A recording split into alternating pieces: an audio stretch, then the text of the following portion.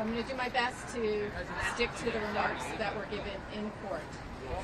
First, I want to start by talking about the fact that Luigi Mangione remains in federal custody, where he is being prosecuted in 3 jurisdictions: by the federal government, by New York State, and by Altoona, Pennsylvania. But he's being held in federal custody, and the Department of Justice has refused to allow him to be in state custody, despite the fact that they've all agreed that the state court is going to go first. Now, this is problematic for several reasons. Number one, the federal government is still considering whether to execute Luigi and considering whether to seek the death penalty. So we are fighting that simultaneously while going first here in state court. And it impacts our ability to meet with him before court, after court. He's constantly surrounded by law enforcement. He's in shackles.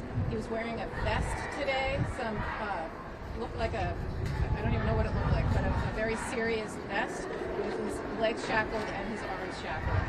And so he's being treated differently because he's being held in federal custody than any other person who would be facing serious murder 1 charges in New York State court. And I made a record in court today that I don't understand what this show of danger is for.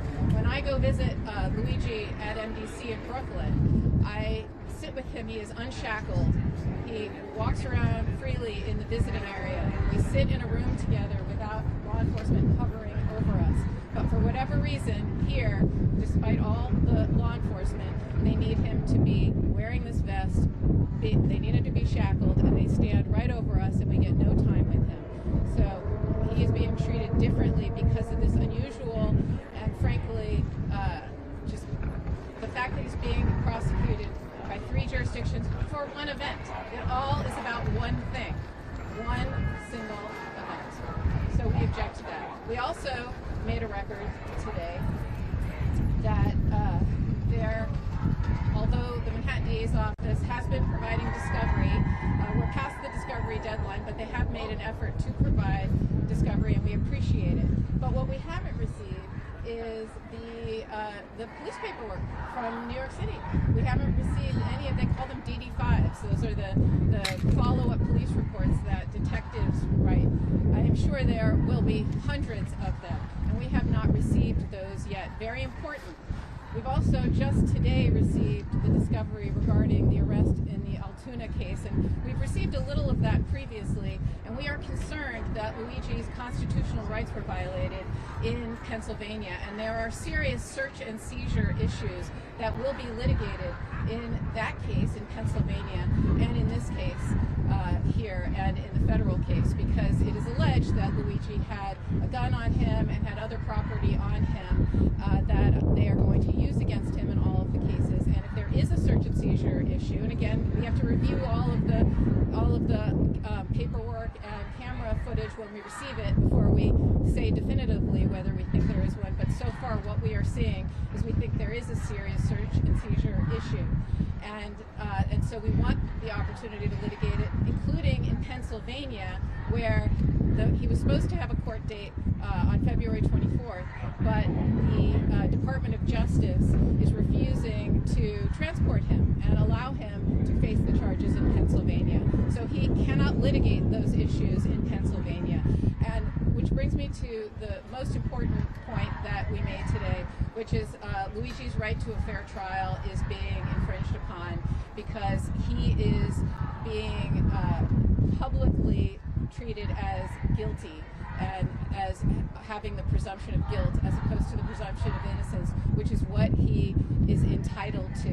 And although, of course, I understand the NYPD's need for a press conference before an arrest or after an arrest, which they did here. I didn't like it, but they did it, and I understood it. What I did not understand was how shocking it was that this week on HBO, in a documentary, I see the chief of detectives and the New York City mayor, full hair and makeup done, sitting down and giving an interview for television and talking about the evidence in Luigi's case, talking about police paperwork that we don't have.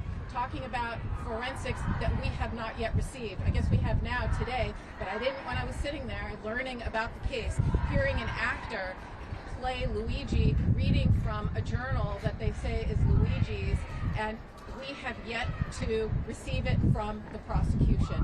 And so it's outrageous that they have time to go and prejudice Mr. Mangione's ability to receive a fair trial and go out and make these statements, but not give this to us. And so we are concerned, because if the chief of detectives is telling everybody about all this evidence, and what if it ultimately gets suppressed because it was an illegal search and seizure in Altoona, Pennsylvania, how is he going to get a fair trial? So those are a little bit more than I was allowed to say in court, but that's the gist of it. That's what my prepared remarks were, and hopefully will allow cameras in the court going forward. If not, I will continue to provide information. We put up a website that just has basic information.